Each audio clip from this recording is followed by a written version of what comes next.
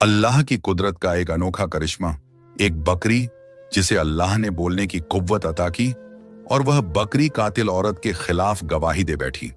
लेकिन यह सिर्फ गवाही तक महदूद न रहा। इसके बाद उस औरत के साथ कुछ ऐसा वाकया पेश आया कि पूरा गांव हैरान रह गया। इस सबक आमोज वाकये को आखिर तक जरूर सुने, क्योंकि इस कहानी में अल्लाह के अदल, सब्र और सच्चाई की अजीम निशानियां छुपी हुई हैं। छोटे से गांव की मिटियाली गलियों में एक पुराना सा घर था। इसी घर में करमदीन अपनी दोनों बीवियों के साथ रहता था। करमदीन की पहली बीवी शबनम थी। उनकी शादी को कई बरस बीत चुके थे, मगर बदकिस्मती से अल्लाह ने उन्हें औलाद की नेमत से महरूम रखा था।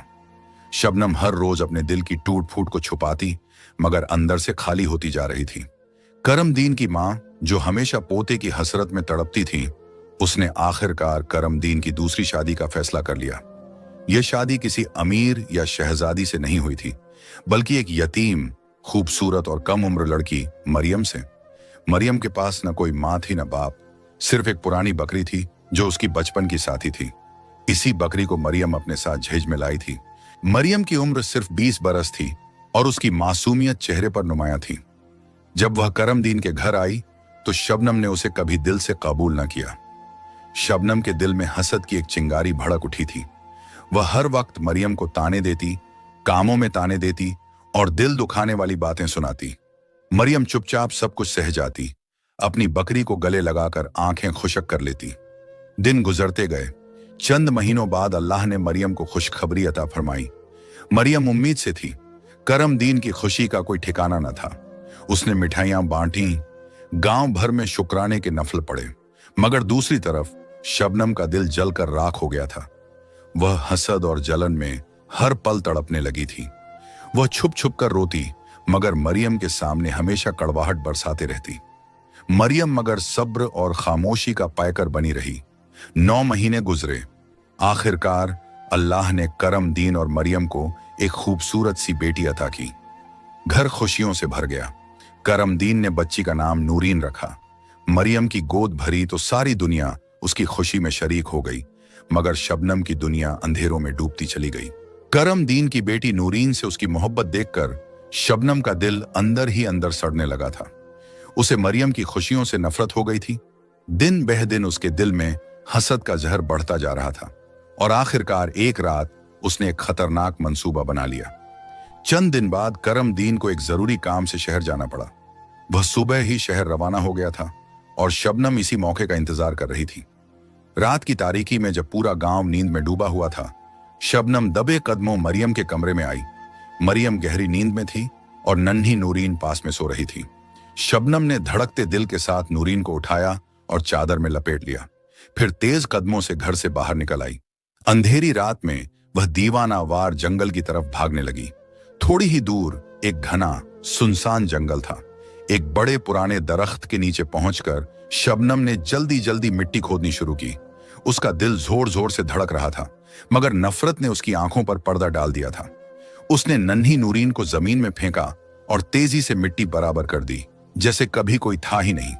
शबनम अपने इस खौफनाक जुर्म से मुतमिन होकर वापस पलट गई, मगर उसे मालूम न था कि मरियम की वही बकरी जो मरियम के जहेज में आई थी, चुपचाप पीछे पीछे आई थी और यह सारा मंजर अपनी मासूम आंखों से देख चुकी थी। अगली सुबह जब मरियम की आंख खुली तो उसका दिल बेचैन हो उठा। उसने देखा कि नूरीन बिस्तर पर नहीं थी। वह पागलों की तरह इधर उधर दौड़ने लगी। नूरीन, मेरी बच्ची, कहां हो तुम? मरियम की चीखों से घर लरज उठा। शबनम ने मगर दिखावे के आंसू बहाए, बड़े अफसोस से सर झुकाया और मकरब फरेब से मरियम के जख्मों पर नमक छिड़कती रही। इसी दौरान करमदीन भी शहर से वापस आ गया था। गांव में कहराम मच गया। लोग जट्ठे बनाकर जंगलों, खेतों और नदी किनारे बच्ची को ढूंढने लगे, मगर नन्ही नूरीन का कहीं नाम व निशान नहीं मिला। गांव वाले थक हार कर वापस आने लगे।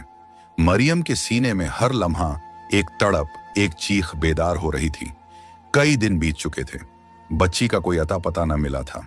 मरियम हर दिन अपनी बकरी शेरी के साथ उदास बैठी रहती, दूध निकालती और अपनी दुख भरी बातें उस बकरी से कहती। शेरी, देखो ना, हमारी गुड़िया चली गई, कोई जालिम उसे ले गया और मैं कुछ न कर सकी। शेरी अपनी आंखें नम करके सर हिलाती। जैसे वह भी मरियम का दर्द महसूस कर रही हो। करमदीन की मोहब्बत अब भी मरियम के लिए कायम थी। वह रोज मरियम को तसल्ली देता, कहता, हमारी बेटी मिलेगी मरियम, सब्र करो। मगर दूसरी तरफ शबनम का दिल हसद की आग में मजीद जलने लगा था। शबनम ने अपनी शैतानी फितरत को मजीद बढ़ा दिया। उसने गांव के कुछ उबाश लड़कों को पैसे देकर मरियम के खिलाफ झूठी बदनामी फैलवा दी। अब गांव में चह मेघोइयां होने लगी। मरियम का किसी के साथ चक्कर है, इसीलिए उसकी बेटी गायब हुई है। ये जहरीली बातें आखिरकार करमदीन के कानों तक पहुंच गईं। उसके दिल में भी शक की काली बेल उगाई। अब करमदीन का रवैया मरियम के साथ सख्त हो गया था। छोटी छोटी बातों पर गुस्सा, नाराजगी और बदएतमादी छा गई थी। फिर एक दिन गांव वालों के दबाव, बदगुमानी और शैतानियत के जहर असर करमदीन ने मरियम को घर से निकाल दिया। मरियम रोते रोते खुले मैदान की तरफ निकल आई। उसके पीछे गांव के लोग जमा हो गए। किसी ने ताना दिया, किसी ने बद्दुआ दी और कोई उस पर मिट्टी उछालने लगा। मरियम की आंखों से आंसू झड़ी की तरह बहने लगे। उसका दिल टूट चुका था, मगर उसके साथ एक वफादार साथी था, उसकी बकरी शेरी। इसी लम्हे अचानक शेरी ने जोर से आवाज निकाली, इतनी बुलंद कि पूरा गांव दहल उठा। शेरी, जो अल्लाह के इज़्न से बोलने लगी थी, सबके सामने बोल पड़ी, गवाह रहना है लोगों, नूरीन को शबनम ने जिंदा दफन किया था। मैंने खुद देखा था। मरियम पाक दामन है, मासूम है, गुनाहगार शबनम है। पूरा गांव सकते में आ गया।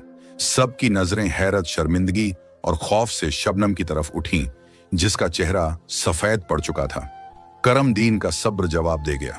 उसने शबनम को जोरदार थप्पड़ मारा और दहाड़ा, बोल, मेरी बेटी कहां है? शबनम, जो अब पछतावे की आग में झुलसने लगी थी, रोने लगी और कहा, जंगल में उस घने दरख्त के नीचे मैंने दफन किया था। करमदीन, मरियम और गांव वाले भागते हुए जंगल की तरफ दौड़े, मगर वहां जाकर देखा तो मिट्टी का गड्ढा खुला था और अंदर कोई बच्ची न थी। करमदीन और मरियम का रोते रोते बुरा हाल हो गया। उन्हें लगा शायद कोई जंगली जानवर उनकी बच्ची को निकाल कर ले गया है। वह पूरे जंगल में पागलों की तरह दौड़ते रहे, चीखते रहे, नूरीन, नूरीन, कहां हो मेरी बच्ची? मगर जंगल की खामोशी के सिवा कोई जवाब न मिला। कई दिनों की बेकरारी और तड़प के बाद एक दिन अल्लाह वाले बुजुर्ग करमदीन के गांव में तशरीफ लाए। करमदीन, जिसने शबनम को उसके गुनाहों की सजा के तौर पर तलाक दे दी थी, अब सिर्फ मरियम के साथ अपनी अधूरी दुनिया संभाल रहा था।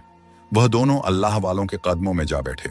करमदीन ने लरजती हुई आवाज में कहा, बाबा जी, हम दिन रात अपनी गुमशुदा बेटी की जुदाई में तड़पते हैं। वह जंगल से गायब हो गई थी। हमारी जिंदगी में अब सिर्फ दुख, सब्र और बेबसी है। हमारी बेटी हमें कैसे मिलेगी? प्लीज दुआ करें। अल्लाह वाले बुजुर्ग खामोश हो गए। कुछ लम्हे आंखें बंद किए, खामोश मुराकबे में रहे। मरियम की आंखों में आंसुओं की झील थी और करमदीन का दिल बेचैन धड़क रहा था। थोड़ी देर बाद बुजुर्गों ने आंखें खोलें। वह सब उस घने दरख्त के नीचे बैठे थे, वही दरख्त जहां से कहानी का दर्द शुरू हुआ था। बुजुर्ग ने भारी गूंजती हुई आवाज में कहा, सुनो बेटा, तुम्हारी बेटी तुम्हें मिलेगी, मगर हर चीज का एक वक्त होता है। तुम्हें अल्लाह ने आजमाइश में डाला है। तुम्हारी बेटी तुम्हें अब से पूरे 10 साल बाद मिलेगी, जब वह 12 साल की हो चुकी होगी। करमदीन और मरियम एक दूसरे को हैरत और बेबसी से देखने लगे। बुजुर्ग ने मजीद कहा, याद रखना, तुम्हें इसी दरख्त के पास तुम्हारी बेटी नजर आएगी। अगर आज से 10 साल बाद तुम्हें कोई 12 साल की लड़की इसी दरख्त के नीचे खेलती या घूमती नजर आए, तो समझ लेना वह तुम्हारी नूरीन है। इससे पहले तुम लाख चाहो, मगर तुम्हें वह न मिलेगी। वह इसी जंगल में है, अल्लाह की अमान में है, मगर वक्त से पहले तुम्हारी आंखों के सामने ना आएगी। यह सुनकर मरियम फूट फूट कर रो पड़ी। करमदीन ने अपनी मुट्ठियां भींच ली, मगर दोनों ने सर झुकाकर अल्लाह के फैसले को कबूल कर लिया। उस दिन के बाद मरियम रोज उस घने दरख्त के पास आती। कभी घंटों वहां बैठी अपनी बेटी के तसव्वुर में डूबी रहती, कभी खामोशी से दुआएं करती, कभी अपनी बाहों को खोलकर हवाओं से लिपटती, जैसे अपनी नूरीन को गले लगा रही हो। करमदीन भी अक्सर वहां आता, बैठता, रोता और आसमान की तरफ नजरें उठाकर कहता, या अल्लाह, हमारे सब्र का फल हमें अता कर। यूं करते करते पूरे 10 साल का अरसा बीत गया। वक्त ने मरियम के चेहरे पर कुछ और झुर्रियां डाल दी थी। करमदीन की कमर थोड़ी झुक गई थी, मगर उनके दिल में अपनी बेटी के लिए मोहब्बत और उम्मीद की रोशनी पहले दिन की तरह ताजा थी। एक दिन हसब मामूल मरियम सुबह जल्दी उठी, अपनी बकरी शेरी के साथ घने दरख्त के नीचे जाकर बैठ गई, जहां वह बरसों से अपनी बेटी का इंतजार करती आ रही थी। वक्त धीरे धीरे गुजरता रहा। अचानक मरियम की नजरें चौंक गईं। एक 12 साल की खूबसूरत लड़की भागती हुई मुस्कुराती हुई इधर आ रही थी। लड़की को देखकर मरियम का दिल धड़कने लगा, मगर जैसे ही उस लड़की की नजर मरियम पर पड़ी, वह अचानक रुक गई और उसकी आंखों में आंसू झिलमिलाने लगे। वह पलटकर वापस जाने ही लगी थी कि मरियम तड़प कर पुकार उठी, बेटी रुको, कौन हो तुम? इस जंगल में अकेले क्या कर रही हो? लड़की पलटी, मासूमियत से बोली, मैं यहां अपने बाबा के साथ रहती हूं। आगे हमारी एक छोटी सी झोंपड़ी है। मरियम का दिल जोर जोर से धड़कने लगा। उसे फौरन अल्लाह वाले बुजुर्ग की बात याद आ गई। इससे पहले कि मरियम आगे बढ़कर उस बच्ची को गले लगा लेती, वह कुछ कहने ही वाली थी कि वह बच्चे जंगल की तरफ दौड़ गए। मरियम उनके पीछे दौड़ने लगी और अपने होंठों से बेइख्तियार ये अल्फाज निकाले, नूरीन, मेरी बच्ची, मेरी बात सुनो, रुक जाओ। मगर वह बच्ची भागती गई जैसे उसका कोई कंट्रोल न था। मरियम का दिल तेज तेज धड़क रहा था और आंखों के सामने अपनी बेटी का चेहरा घूम रहा था, लेकिन वह बच्ची कहीं भी नजर न आई। अचानक मरियम का पैर फिसला और वह जमीन पर गिर पड़ी। उसका जिस्म मिट्टी में अटक गया, मगर दिल में बेटी की जुदाई का दुख इतना था कि वह फौरन उठकर बच्ची के पीछे दौड़ने लगी। उसके कदम लड़खड़ाते हुए चल रहे थे, जैसे उसका दिल भी टूट रहा हो। और फिर जब वह जंगल में गहरी खामोशी में उस बच्ची को ना पाया, तो वह वहीं बैठकर धाड़े मार मार कर रोने लगी। मरियम के रोने में एक अजीब सा दर्द था, जैसे उसका दिल भी टूट चुका हो। और उसके जहन में बुजुर्ग की वह बात गूंजने लगी जिसने कहा था, ये तुम्हारी ही बेटी होगी जो तुम्हें इस दरख्त के पास 10 साल के बाद दिखेगी। वह रोते हुए वापस आई तो करमदीन दरख्त के पास परेशान खड़ा था। उसके चेहरे पर फिक्र की लकीरें साफ दिख रही थीं। वह पुकारा, क्या हुआ मरियम, क्यों रो रही हो? मरियम ने रोते हुए सारी बात बता दी।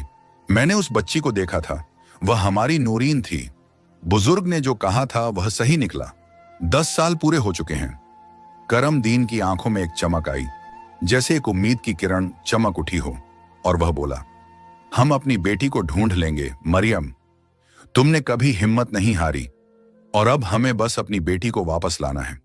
अभी शाम होने वाली है, हम घर चलते हैं और कल सुबह हम पूरे जंगल में उस झोंपड़ी को तलाश करेंगे जिसका जिक्र बच्ची ने किया था। दूसरी तरफ वह बच्ची जो भागकर झोंपड़ी के पास पहुंची थी, गहरी सांसें ले रही थी। उसका दिल भी अजीब से खौफ में डूबा हुआ था। बाबा, बाबा, बात सुने। अचानक एक बुजुर्ग झोंपड़ी से बाहर आया और मुस्कुराकर कहा, अरे रानी, क्या हुआ? रानी फौरन उनके पास आई और कहा, बाबा, आपको पता है, आज मैंने जंगल में एक औरत को देखा और वह मुझे अपनी बेटी कह रही थी। मैं तो वहां से भागकर आ गई हूं। आप कहते हैं ना कि किसी भी अनजान से बात नहीं करनी चाहिए। बुजुर्ग ने उसके सर पर मोहब्बत से हाथ फेरा और मुस्कुराकर कहा, शाबाश बेटी, तुम बहुत बहादुर हो और मेरी नेक बेटी हो। मगर अंदर ही अंदर बुजुर्ग परेशान थे। कहीं इसके असल माँ बाप तो इस तक नहीं पहुंच गए? नहीं, मैं इसे किसी कीमत पर नहीं दूंगा। ये मेरी बेटी है, मैंने इसकी जान बचाई थी। करमदीन और मरियम अगली सुबह फिर पूरे जंगल में दौड़ते हुए आए और एक एक जगह जाकर अपनी बच्ची को आवाज देते, मेहरीन, कहां हो तुम? कहां चली गई हो? मेरी बेटी, मैं आई हूं, देखो तुम्हारी अम्मा। वह दोनों दिल और जान से अपनी बेटी की तलाश में थे और उनकी आंखों में मायूसी की बजाय एक उम्मीद की चमक थी। लेकिन फिर भी पूरे जंगल में खामोशी छा गई। वह झोंपड़ी भी कहीं न मिली जिसका जिक्र बच्ची ने किया था। शाम होने को आई और दोनों की तलाश एक और नाकामी की तरफ बढ़ रही थी। मरियम की आंखों में आंसू थे और उसका दिल भर आया था, मगर वह हिम्मत न हारने का फैसला कर चुकी थी। अगली सुबह फिर एक नई उम्मीद के साथ वह जंगल में आए और जैसे ही वह थोड़ा आगे बढ़े, उन्होंने एक बुजुर्ग को देखा जिनके हाथ में एक सफरी बैग था और दूसरे हाथ में बच्ची का हाथ पकड़ा हुआ था। वह 12 साल की खूबसूरत और मासूम सी बच्ची थी जिसकी आंखों में एक मखसूस चमक थी। मरियम ने जैसे ही उसे देखा, उसकी जबान से बेख्तियार निकला, करमदीन, यही है हमारी बच्ची। करमदीन और मरियम फौरन बुजुर्ग के पास पहुंचे और कहा, बाबा, हमें आपसे बहुत जरूरी बात करनी है। ये बच्ची हमारी है। बुजुर्ग ने उन्हें सख्ती से देखा, जैसे उनके दिल में एक खौफ का तूफान उठा हो, और कहा, क्या कह रहे हो? ये मेरी बेटी है, तुम्हारी कहां से आ गई? बुजुर्ग का चेहरा बेचैनी से बदल चुका था। करमदीन ने उनके सामने आकर कहा, तुम्हें खुदा का वास्ता है, हमारी फरियाद सुनो। फिर करमदीन ने रोते हुए सारी कहानी सुनाई। 10 साल पहले मेरी बीवी ने हमारी बच्ची को दफन कर दिया था, और फिर जब हम जंगल में वापस आए तो हमने देखा कि हमारी बच्ची वहां नहीं थी। बुजुर्ग ने कहा था कि तुम्हारी बेटी तुम्हें 10 साल के बाद मिलेगी। जो भी उस दरख्त के पास बच्ची तुम्हें दिखे, वो तुम्हारी बेटी है। यह सुनकर बुजुर्ग चंद लम्हों के लिए खामोश हो गए, और फिर एक गमगीन मुस्कुराहट के साथ उनकी आंखों में आसमानों की गहराई की तरह एक तूफान उठा और वह रोने लगे। नहीं, मैं अपनी बेटी नहीं दूंगा। ये मेरी बेटी है। अगर तुम लोग इसका ख्याल रखते तो तुम इसे दफन होने नहीं देते। मैंने इसकी जान बचाई है, और अब ये मेरी बेटी है। करमदीन और मरियम ने फौरन उनके आगे हाथ जोड़ दिए और कहा, यह आपकी ही बेटी है।